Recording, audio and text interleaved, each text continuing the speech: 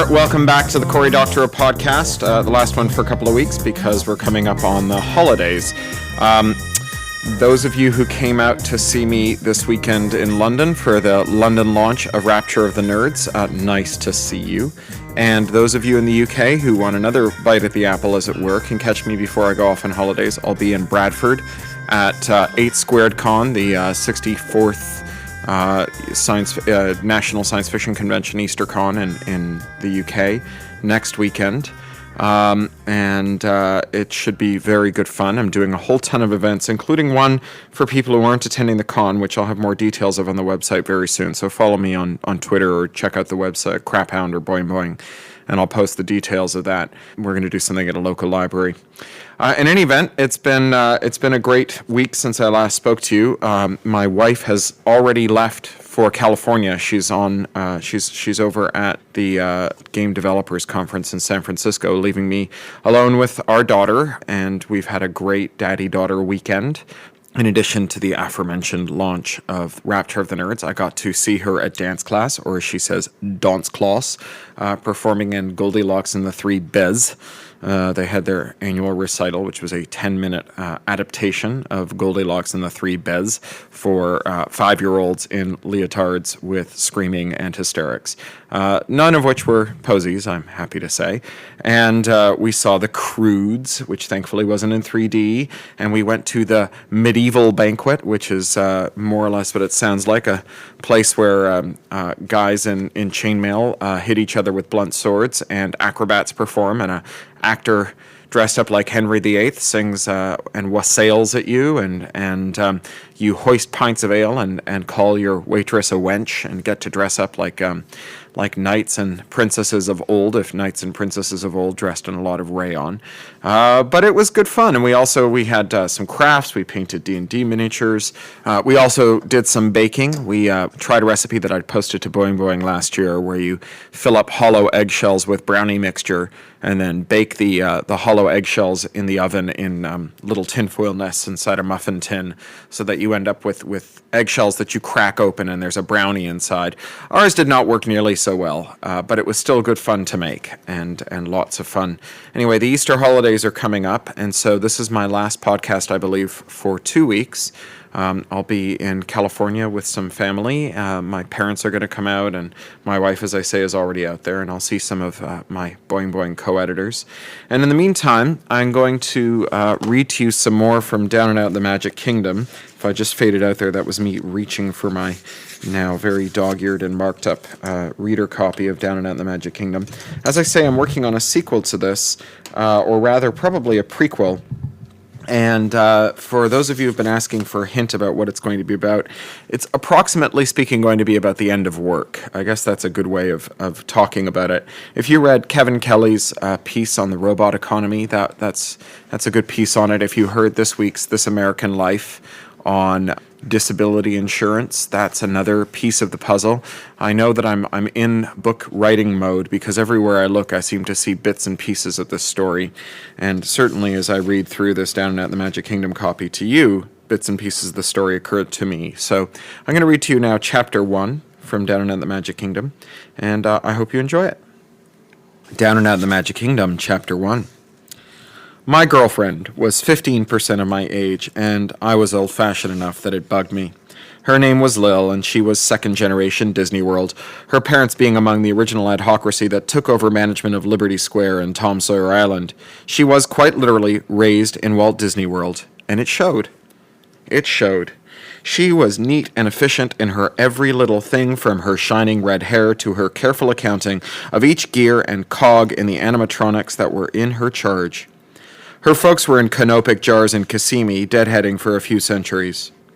On a muggy Wednesday, we dangled our feet over the edge of the Liberty Bells riverboat pier, watching the listless Confederate flag over Fort Langhorne on Tom Sawyer Island by moonlight.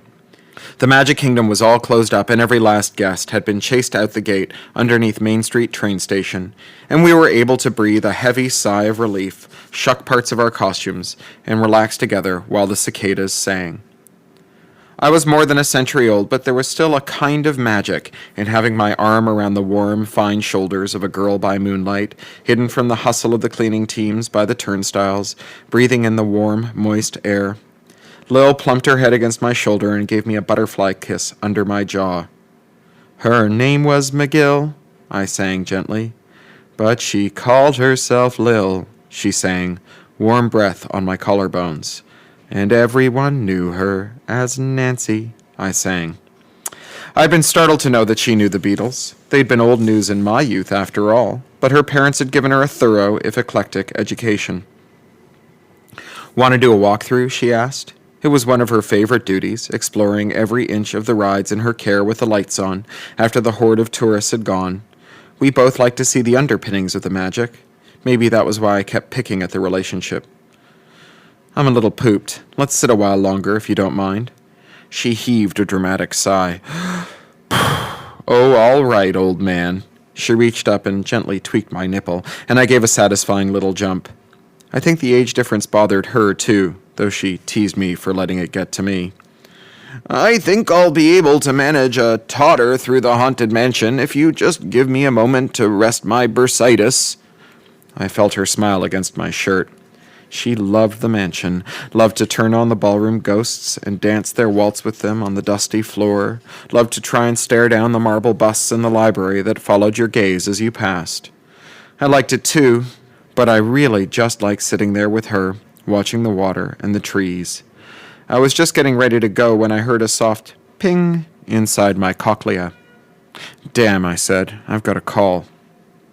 Tell him you're busy, she said. I will, I said, and answered the call subvocally. Julius here. Hi, Julius. It's Dan. You got a minute? I knew 1,000 Dans, but I recognized the voice immediately, though it had been 10 years since we last got drunk at the kazoo together. I muted the subvocal and said, Lil, I've got to take this. Do you mind? Oh, no, not at all, she sarcased at me. She sat up and pulled out her crack pipe and lit up. Dan, I subvocalized. Long time no speak. Yeah, buddy, it sure has been, he said, and his voice cracked on a sob. I turned and gave Lil such a look she dropped her pipe. How can I help, she said, softly but swiftly. I waved her off and switched the phone to full vocal mode. My voice sounded unnaturally loud in the cricket-punctuated calm. Where are you at, Dan? I asked. Down here in Orlando. I'm stuck out on Pleasure Island. All right, I said. Meet me at the Adventurers Club, upstairs on the couch by the door. I'll be there in... I shot a look at Lil, who knew the cast member-only roads better than I. She flashed 10 fingers at me. 10 minutes. Okay, he said. Sorry. He had his voice back under control. I switched off. What's up, Lil asked. I'm not sure. An old friend is in town. He sounds like he's got a problem. Lil pointed a finger at me and made a trigger-squeezing gesture. There, she said. I've just dumped the best route to Pleasure Island into your public directory. Keep me in the loop, okay? I set off for the Utilidor entrance near the Hall of Presidents and booted down the stairs to the hum of the underground tunnel system. I took the slidewalk to the cast parking and zipped my little card out to Pleasure Island. I found Dan sitting on the L-shaped couch underneath rows of faked-up trophy shots with humorous captions. Downstairs, cast members were working the animatronic masks and idols, chattering with the guests. Dan was apparent 50-plus, a little paunchy and stubbled. He had raccoon mask bags under his eyes, and he slumped listlessly. As I approached, I pinged his woofie, and was startled to see that it had dropped to nearly 0. Jesus, I said as I sat down next to him. You look like hell, Dan. He nodded. Appearances can be deceptive, he said, but in this case, they're bang on. You want to talk about it, I asked. Somewhere else, huh? I hear they ring in the new year every night at midnight. I think that'd be a little too much for me right now. I let him out to my cart and cruised back to the place I shared with Lil, out in Kissimmee. He smoked 8 cigarettes on the 20-minute ride, hammering one after another into his mouth, filling my runabout with stinging clouds. I kept glancing at him in the rear view. He had his eyes closed, and in repose he looked dead. I could hardly believe that this was my vibrant action hero pal of yore. Surreptitiously, I called Lil's phone. I'm bringing him home, I subvocalized. He's in rough shape, not sure what it's all about. I'll make up the couch, she said, and get some coffee together. Love you. Back at you, kid, I said. As we approached the tacky little sway-backed ranch house, he opened his eyes. You're a pal, Jules. I waved him off. No, really. I tried to think of who I could call, and you were the only one. I missed you, bud. Lil said she put some coffee on, I said. You sound like you need it. Lil was waiting on the sofa, a folded blanket and an extra pillow on the side table, a pot of coffee and some Disneyland Beijing mugs beside them. She stood and extended her hand. I'm Lil, she said. Dan, he said. It's a pleasure. I knew she was pinging his woofie, and I caught her look of surprised disapproval. Us oldsters who predate woofie know that it's important, but to the kids, it's the world. Someone without any is automatically suspect. I watched her recover quickly, smile, and surreptitiously wipe her hand on her jeans. Coffee, she said. Oh, yeah, Dan said, and slumped on the sofa. She poured him a cup and set it on a coaster on the coffee table. I'll let you boys catch up then, she said, and started for the bedroom. No, Dan said. Wait, if you don't mind, I think it'd help if I could talk to someone, younger, too. She set her face in the look of chirpy helpfulness that all the second-gen cast members have at their instant disposal, and settled into an armchair. She pulled out her pipe and lit a rock. I went through my crack period just before she was born, just after they made it decaf, and I always felt odd when I saw her and her friends light up. Dan surprised me by holding out a hand to her and taking the pipe. He toked heavily and then passed it back. Dan closed his eyes again, then ground his fists into them, sipped his coffee. It was clear he was trying to figure out where to start. I believed that I was braver than I really am, is what it boils down to, he said. Who doesn't, I said. I really thought I could do it. I knew that someday I'd run out of things to do, things to see. I knew that I'd finish someday. You remember we used to argue about it. I swore I'd be done and that would be the end of it. And now here I am. There isn't a single place left on world that isn't a part of the bitchin' society. There isn't a single thing left that I want any part of. So deadhead for a few centuries, I said. Put the decision off. No, he shouted, startling both of us. I'm done. It's over. So do it, Lil said. I can't, he sobbed and buried his face in his hands. He cried like a baby in great snoring sobs that shook his whole body. Lil went into the kitchen and got some tissue and passed it to me. I sat alongside him and awkwardly patted his back. Jesus, he said into his palms. Jesus. Dan, I said quietly. He sat up and took the tissue, wiped off his face and hands. Thanks, he said. I tried to make a go of it, really I have. I spent the last 8 years in Istanbul writing papers on my missions, about the communities. I did some follow-up studies, interviews. No one was interested, not even me. I smoked a lot of hash. Didn't help. So one morning I woke up and went to the bazaar and said goodbye to the friends I'd made there, and then I went to a pharmacy and had the man make me up a lethal injection. He wished me good luck and I went back to my rooms. I sat there with a hypo all afternoon, and then I decided to sleep on it, and I got up the next morning and did it all over again. I looked inside myself and saw I didn't have the guts. I just didn't have the guts. I stared down the barrels of 100 guns. I've had 1,000 knives pressed up against my throat, but I did not have the guts to press that button. You were too late, Lil said. We both turned to look at her. You were a decade too late. Look at you. You're pathetic. If you killed yourself right now, you'd just be a washed-up loser who couldn't hack it. If you'd done it 10 years earlier, you would have been going out on top, a champion, retiring permanently. She set her mug down with a harder-than-necessary clunk. Sometimes Lil and I are right on the same wavelength. Sometimes it's like she's on a different planet. All I could do was sit there horrified, and she was happy to discuss the timing of my pal's suicide. But she was right, and I saw that he knew it too. A day late and $1 short, he sighed. Well, don't just sit there, she said. You know what you've got to do. What? I said, involuntarily irritated by her tone. She looked at me like I was being deliberately stupid. He's got to get back on top, cleaned up, dried out, into some productive work. Get that woofie up, too. Then he can kill himself with dignity. It was the stupidest thing I'd ever heard. Dan, though, was cocking an eyebrow at her and thinking hard. How old did you say you were? He said. "23, she said.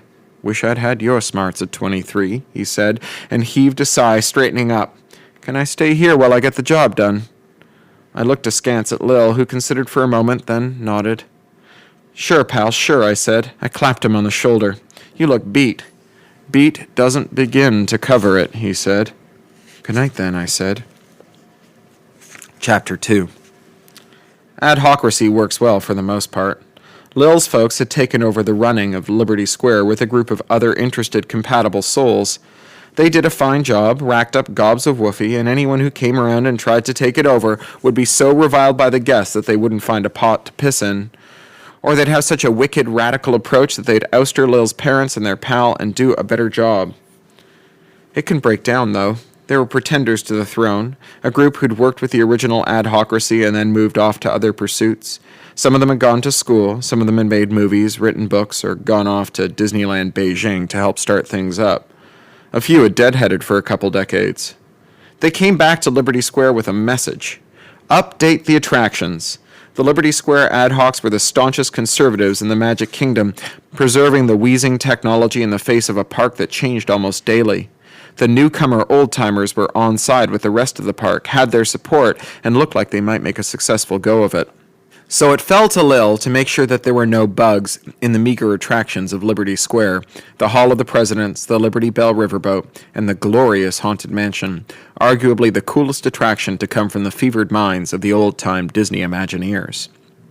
I caught her backstage at the Hall of the Presidents, tinkering with Lincoln 2, the backup animatronic. Lil tried to keep 2 of everything running at speed, just in case. She could swap out a dead bot for a backup in 5 minutes flat, which is all that crowd control would permit. It had been 2 weeks since Dan's arrival, and though I'd barely seen him in that time, his presence was vivid in our lives. Our little ranch house had a new smell, not unpleasant, of rejuve and hope and loss, something barely noticeable over the tropical flowers nodding in front of our porch. My phone rang 3 or 4 times a day, Dan checking in from his rounds of the park, seeking some way to accumulate personal capital. His excitement and dedication to the task were inspiring, pulling me into his over-the-top and damn-the-torpedoes mode of being. "You just missed Dan," she said. She had her head in Lincoln's chest, working with an auto solder and a magnifier. Bent over, red hair tied back in a neat bun, sweat sheening her wiry, freckled arms, smelling of girl sweat and machine lubricant, she made me wish there was a mattress somewhere backstage. I settled for patting her behind affectionately, and she wriggled appreciatively. "He's looking better." His rejuve had taken him back to apparent 25, the way I remembered him.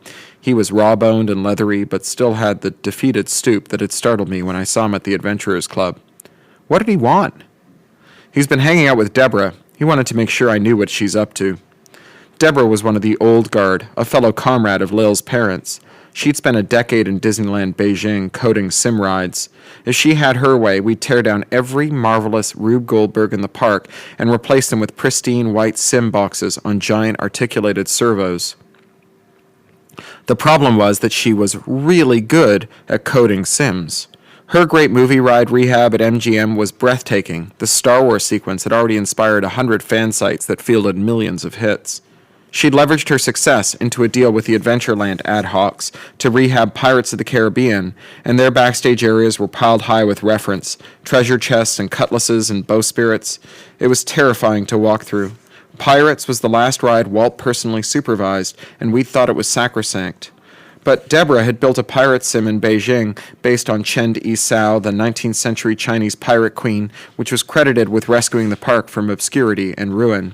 The Florida iteration would incorporate the best aspects of its Chinese cousin, the AI-driven sims that communicated with each other and with the guests, greeting them by name each time they rode and spinning age-appropriate tales of piracy on the high seas, the spectacular fly-through of the aquatic necropolis of rotting junks on the seafloor, the thrilling pitch and yaw of the sim as it weathered a violent, breathtaking storm, but with Western themes, wafts of Jamaican pepper sauce crackling through the air, liquid Afro-Caribbean accents, and sword fights conducted in the manner of the pirates who plied the blue waters of the New World. Identical sims would stack like cordwood in the space currently occupied by the bulky ride apparatus and dioramas, quintupling capacity and halving load time. So what's she up to? Lil extracted herself from the rail splitter's mechanical guts and made a comical moo of worry. She's rehabbing the Pirates and doing an incredible job. They're ahead of schedule and they've got good net buzz. The focus groups are coming themselves. The comedy went out of her expression, bearing genuine worry. She turned away and closed up Honest Abe, then fired her finger at him. Smoothly, he began to run through his spiel, silent but for the soft hum and whine of his servos. Lil mind twiddling a knob, and his audio track kicked in low. All the armies of Europe, Asia, and Africa combined could not by force make a track on the Blue Ridge, nor take a drink from the Ohio. If destruction be our lot, then we ourselves must be its author, and its finisher. She mimed, turning down the gain, and he fell silent again. You said it, Mr. President, she said, and fired her finger at him again, powering him down. She bent and adjusted his hand-sewn period topcoat, then carefully wound and set the turnip watch in his vest pocket. I put my arm around her shoulders. You're doing all you can, and it's good work, I said. I'd fallen into the easy cast member mode of speaking, voicing bland affirmations. Hearing the words, I felt a flush of embarrassment. I pulled her into a long, hard hug and fumbled for better reassurance. Finding no words that would do, I gave her a final squeeze and let her go. She looked at me sidelong and nodded her head. It's fine, of course, she said. I mean, the worst possible scenario is that Deborah will do her job very, very well and make things even better than they are now. It's not so bad. This was a 180-degree reversal of her position on the subject the last time we'd talked, but you don't live more than a century without learning when to point out that sort of thing and when not to. My cochlea struck 12 noon and a HUD appeared with a weekly backup reminder. Lil was maneuvering Ben Franklin 2 out of his niche. I waved goodbye at her back and walked away to an uplink terminal. Once I was close enough for secure broadband communications, I got ready to back up. My cochlea chimed again and I answered it. Yes, I sub-vocalized impatiently. I hated getting distracted from a backup. One of my enduring fears was that I'd forget the backup altogether and leave myself vulnerable for an entire week until the next reminder. I'd lost the knack of getting into habits in my adolescence, giving in completely to machine-generated reminders over conscious choice. It's Dan. I heard the sound of the park in full swing behind him, children's laughter, bright recorded animatronic spiels, the tromp of thousands of feet. Can you meet me at the Tiki Room? It's pretty important. Can I wait for 15, I asked. Sure, see you in 15. I rung off and initiated the backup. A status bar zipped across a HUD, dumping the parts of my memory that were purely digital. Then it finished and started in on organic memory. My eyes rolled back in my head, and my life flashed before my eyes. All right, that's it. I'll talk to you in 3 weeks. I hope you have a great Easter break, spring break, and I hope if you come to EasterCon that you'll come up and say hello. Bye. You've been listening to the Cory Doctorow podcast, licensed under Creative Commons Attribution, Non-Commercial, Share-alike US 3.0, or as Woody Guthrie put it in another context, this song is copyrighted in the U.S. under seal of copyright 154085 for a period of 28 years, and anyone caught singing it without our permission will be a mighty good friend of ourn, because we don't give a darn. Publish it, write it, sing it, swing to it, yodel it, we wrote it, that's all we wanted to do. Many thanks to John Taylor Williams for mastering. That's Ryneck Studio, WRYNECK Studio @gmail.com. John Taylor Williams is a full-time self-employed audio engineer, producer, composer, and sound designer. In his free time, he makes beer, jewelry, odd musical instruments, and furniture. He likes to meditate, to read, and to cook. Talk to you next week.